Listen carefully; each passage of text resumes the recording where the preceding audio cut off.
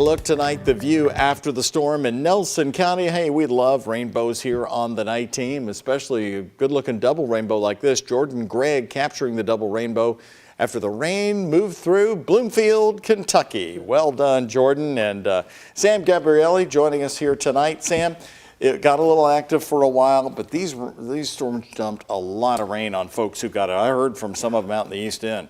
Yeah, you know, it was a pretty stormy night. We had some severe storms in some spots, Doug, and the deal is most of the storms really came to a halt as we got into the sunset hour and beyond, which is great news out there. Here's actually a couple of photos coming in from some viewers. This one from New Albany, from Scott, sent in. Thank you for submitting that from our Cloud Watchers page on Facebook. We had another great capture as well coming out of Oldham County. This is of the severe storm as it did rumble through the LaGrange area, sent in by Salsa. Thank you so much for submitting both of those photos. We did have some pretty decent rainfall tallies across the area. Here in Louisville, not too much at Ali International. Only 0.03 of an inch did occur, but we did have a couple of tallies over an inch in LaGrange, Shelbyville picking up almost 0.4 of an inch. Lebanon, Kentucky, almost at about an inch for that neck of the woods. So the rainfall did come down at a pretty high clip across the area. You can see on our Max HG radar the past couple of hours, the storm's really dissipating quickly.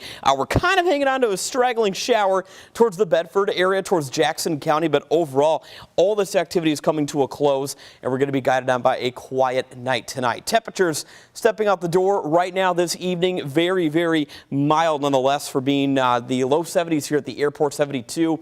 We are sitting in the upper 60s towards Bowman Field, and then again, Bedford also at 73. We do have that light breeze out of the north due to the passage of that brief front, but overall, we're going to be seeing the wind still stick out of the south across the area, bringing in warmer air through the course of this week. Tonight, low 70s, clearing out. Storms, of course, weakening throughout the overnight hours. Tomorrow, though, we're going to be picking up a slight chance for a shower or storm, mainly encompassing southern Indiana. We'll be at 92 degrees tomorrow afternoon. It's going to be a hot one out there, and it's going to be a hot remainder of this week. The rest of Futurecast tonight, kind of seeing that shower off to our west pretty well here. Around midnight, all that activity really dwindling quickly. We're going to give way to a mostly clear sky into tomorrow morning.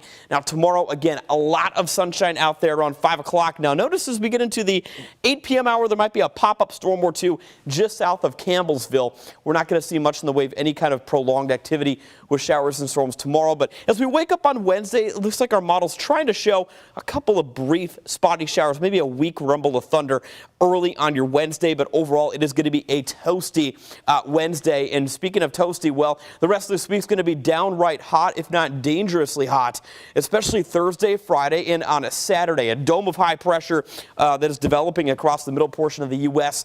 is going to shift its way into our area, and that'll be making for heat index values pushing 102 to 105 at times. Thursday afternoon, Friday, even on Saturday, and likely on Sunday again.